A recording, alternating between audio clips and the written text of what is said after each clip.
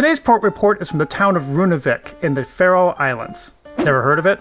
Neither did we until our original Greenland ports of call got cancelled and it showed up as a replacement on our Scandinavian and Iceland itinerary. So it's a port less traveled, but it has a lot to offer, even if it's more or less a chill destination. Check out what we discovered and why we loved it. I'm Troy and this is the Port Lowdown.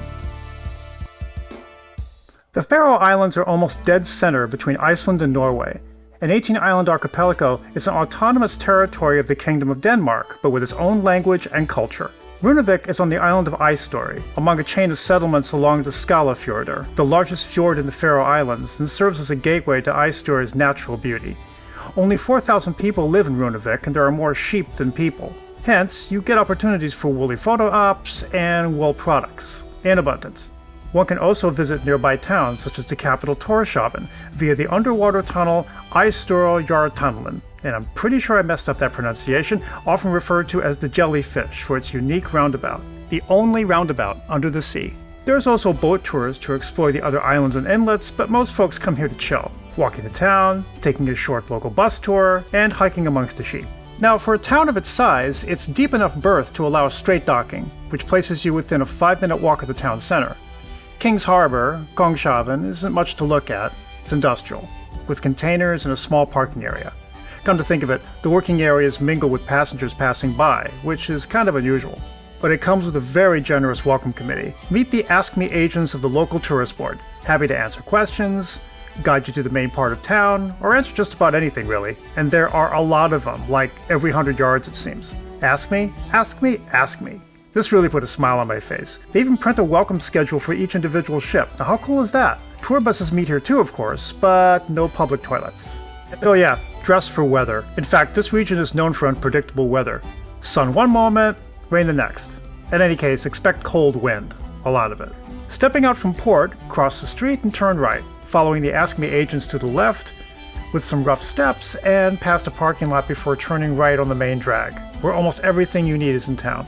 Technically, you're in Salangara with the Runavik border further down the street. But before exploring, you're best advised to make a beeline for the Tourist Information Office about a 5-minute walk as you enter the street. Check this out, the lines don't lie. The free Wi-Fi was certainly a hit, and the info you get here is comprehensive. See? But the line is mostly to score bus tour tickets of the town and surrounding area for about an hour. It's 150 Danish kroner, or about $22 US. It leaves every half hour, you get picked up and dropped off here at the Tourist Information Office. The experience was relaxed and all too brief. We lucked out on our driver or tour guide. My day job is at the municipality. I'm head of the culture department. Oh. Just lower your expectations about the roundabout. You're not going to stop there to take a picture. I know, it looks really cool from the pictures, but it's in the middle of traffic. But the views from our short stops to the villages of Runavik and Lampa are to die for. And sheep, of course. For an hour and the price, it's a worthwhile excursion. Speaking of buses, you can also explore other towns, like the capital Torshavn, via local bus if you want to do it yourself. Price is 60 Danish kroner or about $9 US per person each way. You can pay with credit card on the bus. Pickups are from these bus stop huts. The bus stop, for our purposes, is going to be in front of this hotel. Here's the latest schedule as of recording, but always check with the tourist office. Also, check with the driver which direction they're traveling to. You might need to cross the street. Opposing stops facing the hotel are pretty much across from each other. Taxis also stop in front of the tourist office. Prices start at around 400 Danish kroner or $58 US depending on distance. So let's talk about the main drag, which you can walk full length in about 10 minutes. Sidewalks are flat and even, and the whole street is clean and lovely, as you'd expect. Points of interest. Bathrooms. The big one we noticed was across from the tourist office at this community center, upstairs at the art exhibition space. We found the lines long for this one, but it's free and clean. You can even check out the local art. There's also public toilets across from the hotel, where a welcome event is staged next to a cafe, wool market, and small garden with a mini bridge. 2 ATMs, Berti Banki and Faroe Banki, but it's mostly cashless here. There's this VAR convenience store,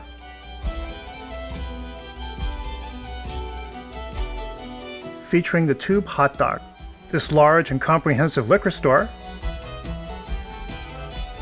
and this cool electronics store, Radio Bunden, where you can check out retro radios and maritime navigation gear. Plus, you can come here to pick up spare memory or computer cables. Shopping is covered, of course, particularly with wool. Wool. So many sheep and so much yarn. Plus, you're supporting the local economy and certain stores that work with special needs. Lovely handiwork, too.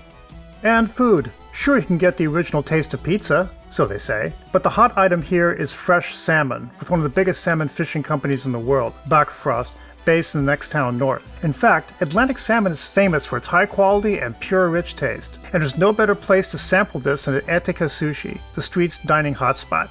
It's also very small and fills up quick. But if you don't mind being outside, you can skip the long wait for a table and pick up a to-go sushi tray and sit outside in the back. So let's see if they have wasabi inside. No, they don't. So it's American style.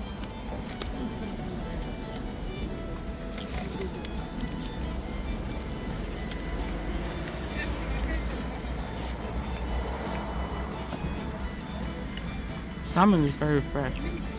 The rice could use a little bit more sushi meshi, which is the seasoning. I find it personally a little bit slightly under seasoned, but the consistency is great.